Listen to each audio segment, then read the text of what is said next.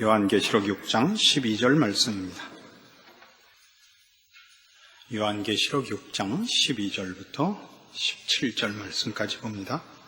내가 보니 여섯째 인을 떼실 때 큰 지진이 나며 해가 충담같이 검어지고 온 달이 피같이 되며 하늘의 별들이 무화과 나무가 대풍에 흔들려 선 과실이 떨어지는 것 같이 땅에 떨어지며 하늘은 종이 축이 말리는 것 같이 떠나가고 각 산과 섬이 제자리에서 옮기우매 땅의 임금들과 왕족들과 장군들과 부자들과 강한 자들과 각 종과 자주자가 굴과 산 바위 틈에 숨어 산과 바위에게 이르되 우리 위에 떨어져 보좌에 앉으신 이의 낯에서와 어린 양의 진노에서 우리를 가리우라. 그들의 진노의 큰 날이 이르렀으니 누가 능히 서리요 하더라. 여섯째 인을 떼자 우주의 대격변이 일어나고 있습니다. 큰 지진, 또 해가 검어지고 달이 피같이 되며 하늘의 별들이 떨어지고 하늘이 말려 떠나가고 산과 섬이 제자리에서 옮기웁니다. 그래서 12절에서 14절까지 이런 우주적 대격변을 예시하고 있고 15절에서 17절까지는 주를 믿지 않은 죄인들이 두려움에 휩싸여 있는 모습이 거기 기록되고 있습니다. 우주의 대격변은 단순한 천재지변 혹은 단순한 심판의 의미가 아니고 성경적으로 이런 우주의 대격변을 그 내용으로 삼은 묘사들은 이런 두 가지 이유를 가집니다. 첫 번째는 학계 2장을 가봅시다. 구약 성경 학계 감기가 들어서 중간중간 훌쩍거리게 됐습니다. 1311페이지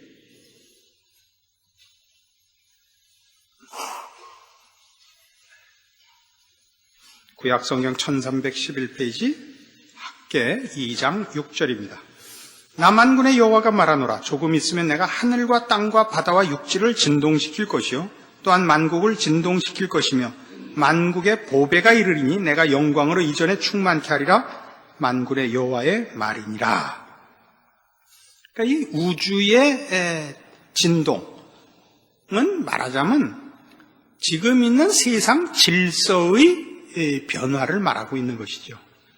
우리는 예를 들면 해가 늘 동에서 뜬다든가 또 북쪽을 그 방향을 잡을 때는 북극성을 보고 간다든가 이런 우주적인 어떤 그 질서들이 지속되고 있는 속에서 우리가 역류하는 모든 삶의 기준들을 틀을 잡고 있는데 그것들이 흔들린다는 것은 다만 우주적인 무슨 자연현상의 변화가 있음을 얘기하는 것이 아니라 우리가 가지고 있는, 우리가 몸담고 있는 이 세상의 질서와 내용이 변화하고 있는 것을 말합니다.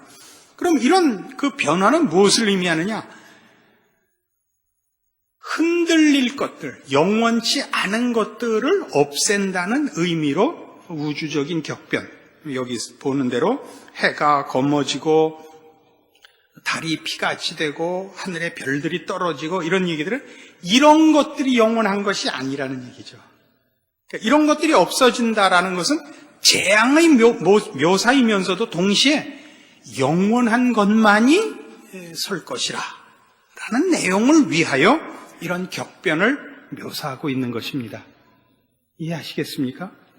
이 계시록은 말이죠. 어떻게 하는 게 제일 멋있냐면 세대주의적 전천년설로 할 때가 제일 멋있어요. 그러면 이게 우리끼리 구라칠 게 많아요. 근데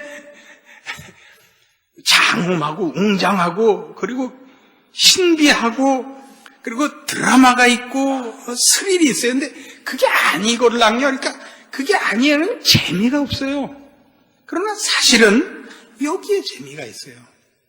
하나님이 왜 이런 계시록의 이런 내용들을 우리에게 주셨느냐? 진정한 뜻이 그런 재미에 있는 것이 아니요. 진정한 하나님의 의도가 무엇인가를 우리에게 알리기 위하여 주신 말씀인데 우리는 우리의 재미와 우리의 드라마에 너무 취해버렸단 말이죠. 원작에 충실해야 되는 것입니다. 또 하나는 이런 우주적인 대격변은 하나님의 초월하심에 관한 그 상징이며 모든 피조물들이 하나님께 의존하고 있지 하나님이 이런 우주 만물에 의존하고 있지 않으시다는 뜻이에요. 하나님이 온 우주를 휘저으시지 우주가 하나님을 어떻게 제어하시는 것이 아니다. 이런 뜻이에요. 이건 뻔한 얘기 같지만 굉장히 중요한 근거들이에요. 예전에 70년대쯤에 그 엑소시스트라는 영화가 나왔었죠. 그죠? 오맨이라는 영화가 나오고 그 영화를 보고 처음에 상당히 당황을 했어요. 저같이 신앙이 좋은 사람도. 왜 당황을 했냐면 선의 힘과 악의 힘이 대등하다는 사실에 굉장히 놀랐어요. 여러분 그 엑소시스트를 보시면 신부가 와서 그 악령을 쫓아내려는데 못 쫓아내고 죽잖아요. 그다음에 오맨을 보면 그 죽음을 예견한 그 사람들이 집안에 성경책으로 이렇게 도배를 하고 십자가를 걸어놓고 목숨을 구걸하는데도 죽어나간다고요. 그래서 이게 뭔가 보니까 그냥 장사하려고 만든 영화인데 사실은 우리 속에 선과 악은 대등한 세력인 것 같이 그렇게 가끔 자기도 모르게 갖고 있단 말이에요. 우리 동양 사상에서는 음양설 같은 것 때문에 더 그러는지도 몰라요. 선과 악은 마치 해와 그림자 같다. 이런 생각이 우리한테 있어요. 그래서 악은 선과 대등한 존재요 힘인 것 같이 생각해요. 아니에요. 악은 뭐냐면 성경에서 말할 때 죄나 악은 어디서 오느냐? 선이 변질된 거예요. 그러니까 이원론이라는 건 없다. 이렇게 말하죠. C.S. 루이스라는 옥스포드의 유명한 교수를 지내신 분이 이제 기독교 신앙에 관한 기초적인 문제에 대한 소고 속에 나오는 이야기입니다. 헬레니즘이 말하는 이원론 같이 선과 악이 이렇게 대등한 존재로 생각하는 식의 이원론은 사실은 없는 것이다. 왜냐하면 악이라는 것은 따로 없고 선이 이지러진 것이다 이거죠. 그러니까 악한 것이 악을 좋아하고 악을 원해서 악을 행하는 사람은 없다는 겁니다. 악을 행하는 사람들은 다 자기 깐엔 그것이 자기의 선이라고요. 어떤 선? 자기 기쁨이요, 자기 쾌락을 구하는데 그게 이지러진 선이죠. 누구를 해치는 걸로 쾌감을 가지며 누구를 속이는 것으로 자랑을 하는, 이거는 정당한 쾌감과 정당한 자랑이 삐뚤어진 거라고요. 이그러진 거란 말이죠. 그러니까 악은, 그러니까 성경이 얘기하는 대로 죄가 어디서 왔느냐? 타락한 천사로부터 옵니다. 그러니까 선이 부패한 것이 악이지 선과 악은 대등하게 서 있지 않은 것입니다. 그러나 우리 마음속에는 우리도 모르게 선과 악이 대등하게 늘 우리가 깊이 생각함 없이 본능적으로 갖고 있곤 해요. 그래서 종말에 관한 이 생각을 해도 악을 파괴시키는 재앙과 심판이라는 개념을, 이런 보복, 이런 개념을 가지고 보고 있는데 그런 게 아니고 하나님께서 쓰레기를 치워버리듯이 고장난 것을 고치듯이 이렇게 없애는 거예요. 최종 심판이라는 것은 그렇게 쓸어버리는 것이지 거기다 대고 무슨 감정과 뭘 가지고 이렇게 원한을 갚는, 그건 문학적인 표현이지 그런 문제가 아니라 대등한 세력이 아니에요. 하나님의 진노는 그런 우리가 가지는 원한이요 보복이요 이런 개념이 아니라고요. 그건 다 대등할 때 내는 분노고, 하나님의 분노는 공의로우신 분노예요. 의를 만드시며 선을 이루시는 분노로서 부패한 것을 또는 이그러진 것들을 몰아내는 이런 것이 말하자면 종말이요 심판인 것입니다. 그래서 이런 모든 것들은 어디로 초점을 맞추겠냐면 선의 완성, 거룩의 완성, 구원의 완성의 개념에서 심판과 재앙이 동원되고 있지, 그것이 재밌는, 네로가 로마 불태워놓고 재미있어 하는 것 같은 개념을 가지고 최후의 종말과 심판을 거봐라, 너희들 우리 조롱하더니 이제 너희는 영원한 불못에 던지운다 깔깔깔깔이라는 개념으로 종말과 심판을 그렇게 재미있어 하지 말란 말이죠. 그런 그림을 그리면 안 돼요. 훨씬 중요한 핵심은 이렇게 하나님의 나라를 이루시며 그의 백성들을 완성하시며 그 통치를 이제 온전히 이루사 모든 허물과 죄와 더러움과 주름 잡힌 것들을 없애시고 완성하시는 나라, 이쪽으로 우리의 생각을 모아야 되는 것입니다. 이 본문으로 돌아오셔서 이때의 이 우주적 대격변과 또 그 임하시는 그 하나님의 심판의 두려움으로 인한 이 인류의, 하나님을 믿지 않은 인류들의 그 두려움에 대한 표현을 끝절에 17절에 그들의 진노의 큰 날이 이르렀으니 누가 능히 서리요 라는 말로 수사학적 표현으로 끝을 내고 있습니다. 누가 능히 서리요 라고 얘기하는 것은 하나님께서 궁극적으로 행하실 심판과 그 이루시는 영원한 나라를 위한 그 개입의 그 엄중함을 이제 말하는 것입니다. 이런 것들은 뭐 성경에 그 자주 쓰이는 표현들입니다. 요엘서 2장 11절 같은 데는 여호와의 날이 크고 심히 두렵도다, 당할 자 누구랴, 이런 표현을 쓰고 있습니다. 이런 것들은 다 이제 하나님께서 그의 뜻을 이루시며 그의 나라를 완성시키심에 있어서 개입하시는 정도, 동원하시는 능력, 그 가지시는 바 의지를 우리에게 전달하려는 표현들입니다.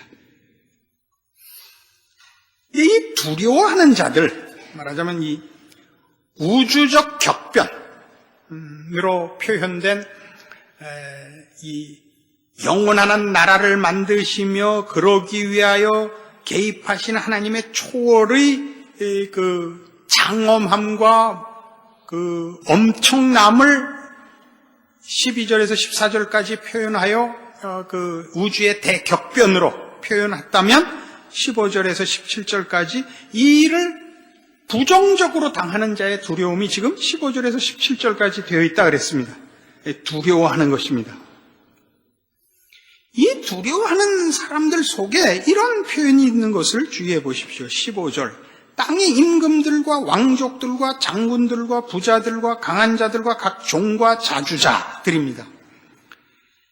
우리는 임금들, 왕족들, 장군들, 부자들, 강한 자들 그러면 그럴 수 있다고 생각을 하죠. 그러니까 말하자면 우리도 모르게 그 벌 받을 사람들이 다 그 가진 자들이라, 이런 생각을 늘 그 하나의 본능처럼 가지고 있고, 정직하면 가난해야 된다, 이렇게 생각을 하고 있습니다. 그렇지 않습니다.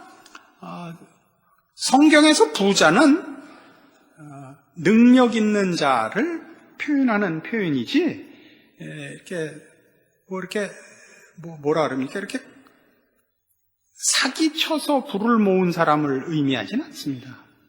그러나 우리가 살아보면 사기쳐서 가난해진 사람은 없으니까, 부자들 중에 사기쳐서 부자 된 사람들은 있으니까 부자라 그러면 일단 부정적인 느낌을 가집니다. 그래서 하여튼 권세자들 중에도 그 권세가 없으면 잘못하는 게 눈에 잘 안 띄죠. 권세를 잡은 자가 잘못하면 눈에 띄죠. 그러니까 권세자들, 또 부자들 이러면 금방 잘못한 사람들을 대표한다 이렇게 생각하시겠지만 그런 의미가 아닙니다. 왜? 임금, 왕족, 장군, 부자, 강한 자, 각 종과 자주자까지, 자주자라는 건 그냥 일반 시민 말합니다. 서민들까지 몽땅 여기 나열이 되고 있습니다. 그러니까 이들이 두려워하는 것은 하나님의 개입, 영원한 나라를 세우기 위하여 이 세상 나라를 없애시는 이 하나님의 개입, 온 우주가 벌벌 떠는 초월자 하나님의 개입이 저들에게는 은혜와 복으로 만나지는 것이 아니니까 떨죠. 그렇죠? 그러면 우리 여기서 보는 것 같이 각 종과 자주자들, 이 말하자면 서민들, 그럼 뭡니까?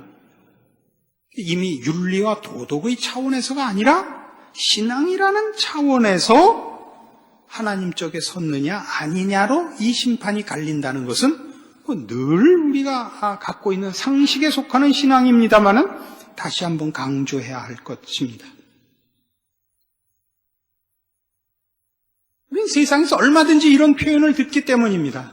저 사람은 예수 안 믿어도 천국 갈 사람이야. 이런 것은 없습니다. 그러니까 여러분의 신앙은 착하게 살았느냐 아니냐, 죄를 졌느냐 아니냐, 이렇게 단순한 문제가 아닙니다. 기독교를 윤리와 도덕화하지 않도록 조심하셔야 됩니다. 난 남의 돈을 떼어먹지 않았어. 난 남을 괴롭히지 않았어. 이게 신앙의 기준이 아니고, 신자와 불신자를 갈라놓는 것은 십자가와 예수 그리스도입니다. 그렇죠? 예수를 믿었느냐 안 믿었냐의 문제인데, 우리 한 걸음만 더 나가서 예수를 믿는다는 것은 어떤 개념이냐면, 이때 등장하시는, 백마 타고 오시는 우리 주 예수 그리스도와 그를 보내시고 큰 보좌에 앉으사 심판하시는 우리 아버지와의 관계성인 것입니다. 그렇죠? 죄다 아니다가 아니라 이 하나님 아버지, 우리를 위하여 죽으신 우리 주 예수 그리스도와 나의 관계성인데, 그 관계성을 성경에서 뭐라고 설명을 하냐면 에베소서 5장 1절, 그러므로 사랑을 입은 자녀같이 너희는 하나님을 본받는 자가 되고, 이겁니다. 그러니까 신자는 물론 예수를 믿는 자입니다. 근데 예수를 믿는다는 것은 예수를 보내신 우리 아버지, 우리 하나님을 아버지라 부르는 자고 그 아버지를 닮는 자입니다. 물론 지금 오늘 우리가 보는 계시록 6장에 등장하는 이 종이나 자주자들은 일반인을 말하고, 여기 등장한 모든 사람은 지위 고하를 막론하고 예수를 믿지 않은 자들, 하나님의 백성이 되지 않은 자들을 나열한 표현입니다만은, 제가 여기서 한 걸음 더 들어가고 싶은 것은 이 본문을 가지고 우리의 신앙이 예수를 믿는다고 했을 때 믿지 않는 자들과 다른 것은 윤리적이고 도덕적이지 않다는 얘기를 거듭 강조하고 싶어서 그렇습니다. 예수를 믿는데, 예수를 믿는다는 것이 그래서 죄 안 진다. 이게 죄 안 진다, 윤리화되고 있단 말이에요. 도덕화되고 있다고요. 기독교 신앙이 윤리화되고 도덕화되지 말고 인격화되란 말이죠. 인격화된다는 건 누구를 닮는 것이며 누구를 의식하는 것입니다. 하나님 아버지를 의식하는 것이요, 하나님 아버지를 닮는 것입니다. 이렇게 하면 하나님이 싫어하셔. 이렇게 해야만 하나님이 좋아하셔. 이렇게 되어 있는 것이지, 이건 죄고 이건 아니야가 아닙니다. 거짓말 하지 마라. 왜? 거짓말은 죄니까가 아니라 하나님이 싫어하니까요. 하나님이 하지 말라 하셨으니까. 왜 정직히 살아야 되느냐? 그게 같이 있으니까가 아니라 하나님이 그걸 원하시며, 하나님이 성실한 분이시며 신실한 분이시며 우리 보고 하나님을 아버지라 불러 그 자녀가 되도록 아버지를 본받으라고 요구하시니까. 마태복음 5장이죠. 마태복음 5장 43절, 또 네 이웃을 사랑하고 네 원수를 미워하라 하였다는 것을 너희가 들었으나 나는 너희에게 이르노니 너희 원수를 사랑하며 너희를 핍박하는 자를 위하여 기도하라. 이같이 한즉 하늘에 계신 너희 아버지의 아들이 되리니, 라는 말. 이같이 한즉 하늘에 계신 너희 아버지의 아들이 되리니. 왜 원수를 사랑해야 돼요? 그것이 멋있으니까, 그것이 더 고급하니까가 아니에요. 이같이 한즉 하늘에 계신 너희 아버지의 아들이 되리니 이는 하나님이 그 해를 악인과 선인에게 비추게 하시며 비를 의로운 자와 불의한 자에게 내리우심이니라. 하나님이 그런 분이에요. 하나님은 아량과 자비의 하나님이에요. 하나님을 아버지라 부르는 자는 그를 닮아야 돼요. 그의 속성, 그의 성품을 닮아야 돼요. 이어 나오는 말씀 볼래요? 너희가 너희를 사랑하는 자를 사랑하면 무슨 상이 있으리요? 세리도 이같이 아니하느냐? 여기서 말하는 세리란 누구냐면 이기심과 자기 자신만을 위해서 나라도 팔아먹은 사람임을 의미하는 것입니다. 당시 이 시대는 이스라엘이 로마의 속국이었고 세리들이 세금을 걷는 것은 로마에 바치는 세금입니다. 그러니까 매국노 취급을 받았던 것입니다. 세리도 이같이 아니하느냐? 또 너희가 너희 형제에게만 무난하면 남보다 더하는 것이 무엇이냐? 여기가 다른 거죠. 이방인들도 이같이 아니하느냐? 이방인이 왜 등장하죠? 이방인은 하나님 없는 자들입니다. 닮을 아버지가 없는 자들이고 우리는 예수를 믿은 자들이에요. 예수를 믿은 닮을 아버지가 있는 자입니다. 어떤 아버지? 해를 악인과 선인에게 비추게 하시며 비를 의로운 자와 불의한 자에게 내리우시는 아버지를 갖고 있는 자입니다. 그 아버지를 닮아야죠. 너희가 너희 형제에게만 무난하면 남보다 더하는 것이 무엇이냐? 이방인들도 이같이 아니하느냐? 이거예요. 그러므로 하늘에 계신 너희 아버지의 온전하심과 같이 너희도 온전하라. 이 닮을 하나님을 늘 놓치지 않아야 돼요. 그러니까 지금은 제일 겁나는 게 뭐냐면요. 예수를 믿는다, 십자가를 믿는다라고 얘기를 하지만 우리를 위하여 그 아들을 세상에 보내신 우리 아버지, 그 아들을 십자가에 못 박으신 우리 아버지, 여기까지 안 들어가요. 옳고 그름이 다예요. 옳고 그름이 다면 뭐가 되는지 아세요? 아량과 자비가 없어지죠. 맞다 틀리다만 있죠. 맞다 틀리다. 그 자신의 신앙도 맞다 틀리다로만 확인을 한다고요. 어떻게? 나 죄 진 거 없어. 나 사기치지 않았어. 이러시면 안 돼요. 훨씬 더 인격적이어야 된다고요. 하나님과의 관계성이라고. 하나님을 늘 의식하고 있어야 돼요. 이 정도 가지고 내가 하나님을 사랑한다고 얘기할 수 있는가?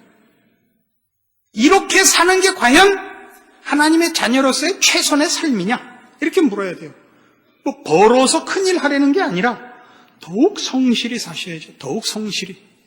더욱 성실이라는 게 뭐죠? 남에게 보이려고만 살지 않으며 자기의 이익을 위하여 살지 않으며 우리에게 허락된 모든 형편과 처지를 하나님이 나에게 맡긴 것이라 인식하고 청지기로서 사는 거죠. 그렇게 살지 않으면 물론 예수를 믿었다 했는데 심판의 자리에 가거나 형벌의 자리에 가지 않겠습니다마는 오늘 우리가 보는 이 내용들을 통하여 확인하는 사실은 우리가 마음에 가져야 하는 내용은 이렇게 한 걸음 더 나가야 되는 것입니다. 신자된 바른 의식과 행동과 실천이 있어야겠다 이거죠. 이게 뭐라고요? 하나님을 아버지라 부르는 그 사실을 어느 하루도 잊지 않고 사는 것입니다. 이만하면 됐다라는 것은 언제나 윤리와 도덕적 기준에 나올 때이고 우리 하나님의 은혜를 입고 사랑을 입은 자로서 살 때는 한 걸음 더 갈 수밖에 없습니다. 왜요? 아까 봤던 에베소 5장에 가시면 이 차원에서 다시 가보시면 에베소서 5장 1절이 어떻게 2절로 넘어가는가를 보시게 돼요. 그러므로 사랑을 입은 자녀같이 너희는 하나님을 본받는 자가 되고 그리스도께서 너희를 사랑하신 것 같이 너희도 사랑 가운데서 행하라. 그는 우리를 위해 자신을 버리사 향기로운 제물과 생축으로 하나님께 드리셨느니라. 하나님을 본받으라. 그리고 그리스도와 같이 살아라요. 그리스도의 삶은 자신을 희생하사 우리를 사랑한 거예요. 근데 이 우리를 위하여 자신을 희생하고 죽으신 그리스도를 하나님이 보내셨고 그 죽기를 원하셨어요. 그러니까 신앙이란 결국 어디로 가느냐? 십자가를 지는 걸로 언제나 귀결이 돼요. 십자가를 진다는 것은 비장한 장렬한 문제가 아니고 자기를 부인하고 남의 유익과 복을 위하여 희생하는 거예요. 그것이 하나님을 아버지라 부르는 고백 속에 언제나 잊혀져서는 안 되는 가장 중요한 내용이란 말이죠. 예수를 믿노라, 십자가를 통하여 구원을 얻었노라는 고백이 가지는 뗄 수 없는 신앙의 내용이요, 실천해야 될 첫 번째 내용이란 말이죠. 이거 없이 일반적인 도덕과 윤리의 기준을 가지고 나는 신자답게 살았다라고 자만하지 말라. 이게 오늘 말씀입니다. 오늘날 우리의 현대인의 신앙생활의 그 모습을 보면 말이죠. 너무 개인주의입니다. 너무 개인주의예요. 남에게 쓸데없이 간섭하는 거야 잘못이겠습니다만은 인정머리도 없고 져야 할 책임들을 나누지 않고 있습니다. 피해를 안 줘야 되는 건 물론 기본입니다만은 돕고 사는 일을 우리가 이제는 손을 놓고 있다 하는 걸 누구나 인정하시죠? 이건 잘못 가고 있는 겁니다. 우리는 자신에게 벅찬 일들을 누구에게 도움을 부탁해야 되고 내가 누구에게 도움을 받았듯이 누구에게 도움을 또 무상으로 줄 수 있어야 됩니다. 이것이 진정한 교회의 모습입니다. 이 일들이 없으면 교회는 사실 사설 강습소와 다를 것이 없어집니다. 여러분의 신자된 책임을 내가 누구와 영적인 교제와 신앙의 현실을 함께 하고 있는가라고 오늘 물어보십시오. 예수를 믿는 교우들 속에 여러분이 늘 여러분의 현실과 영혼의 문제를 함께 의논하고 걱정하고 위로받고 권면하는 그런 전우들이 있는가 이렇게 물어보시라고요. 그렇지 않으면 여러분들은 다 개인적으로 자기 멋대로 도덕성과 윤리성을 가지고 이만하면 나는 신앙인이다 라고 잘못 자만하고 있는 것일 수 있습니다. 이 한 번의 설교로 여러분들이 홀딱 변하리라고 믿지는 않습니다만은 여러분들이 신앙생활이라는 것이 모르는 데 가서 누구를 돕고 누구에게 뭐 주고 이것보다 이쪽이 우선해야 됩니다. 왜요? 신앙이란 하나님과 나와의 개인적이고 인격적이고 전인적인 교제요 밀접한 관계인 것 같이 신자와 신자 사이에 마땅히 일어나야 할 이 교제입니다. 교회란 그래서 그 가르칠 교자를 우리 쓰고 모일 회자를 쓰죠. 원래 서로 교자를 써야 맞습니다.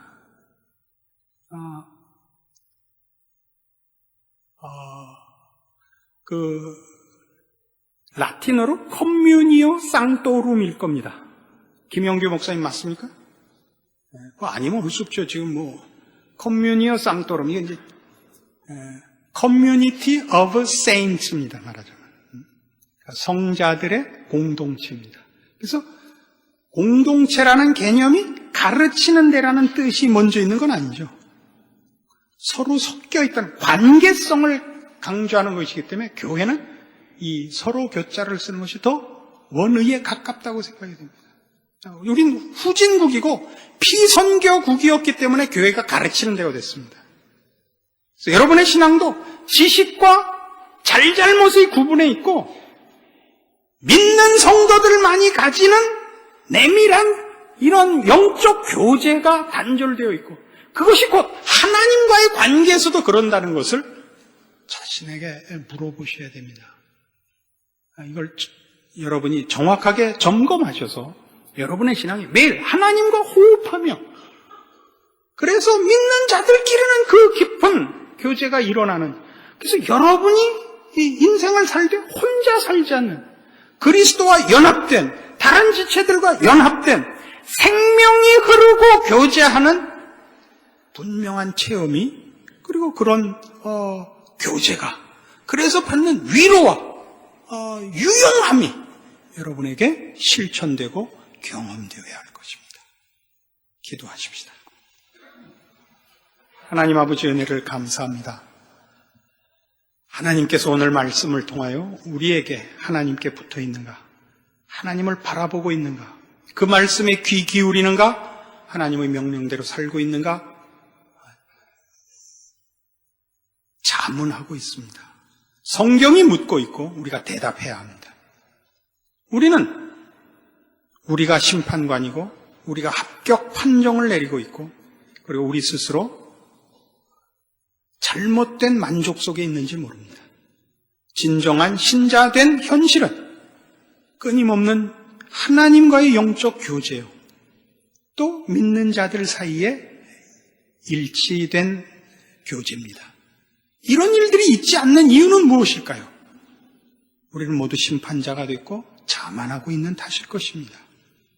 더 마음을 열고 진정한 생명의 교제, 진리의 교제, 신령함과 약속의 위로와 격려와 협력함이 우리에게 있어야 할 것입니다. 주여 주의 말씀을 주셨은즉 그 말씀으로 우리에게 결실시켜 주시고 그 말씀들이 가지는 은혜를 누리게 하여 주시옵소서. 예수님 이름으로 기도합니다. 아멘.